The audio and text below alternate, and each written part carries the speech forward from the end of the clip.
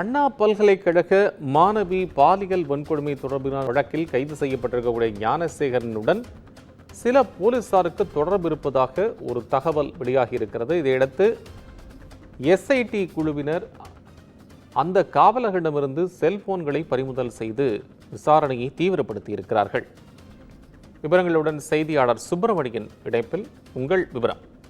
அண்ணா பல்கலைக்கழக மாணவி பாலியல் வன்கொடுமை செய்யப்பட்ட வழக்கில் சிறப்பு புலனாய்வு குழு போலீசார் விசாரணை மேற்கொண்டு வருகிறார்கள். இந்த வழக்கில் ஞானசேகரனுடைய செல்போன் 6 மாத காலத்திற்கான உரையாடல்கள் தொடர்பான விவரங்களை போலீசார் சேகரித்து வைத்திருக்கிறார்கள். அதன் அடிப்படையில் விசாரணை என்பது தீவிரப்படுத்தப்பட்டு வருகிறது. இந்த நிலையில் ஞானசேகரனுடன் சில போலீசாருக்கும் தொடர்பு இருப்பதாக போலீசார் சந்தேகித்திருந்தார்கள். அதன் அடிப்படையில் விசாரித்த போதுதான் மாமூல் அவர் ஞானசேகரன் பிரியாணி கடை வைத்திருந்தார் அடையாறு காந்தி நகர் சர்வீஸ் சாலையில். அங்கு இருக்கக்கூடிய அடையாறு போலீசார் 6 பேர் மாமூல் மூலமாக பிரியாணியை தினமும் வாங்கி சென்றிருப்பது விசாரணையில் தெரிய வந்திருக்கிறது.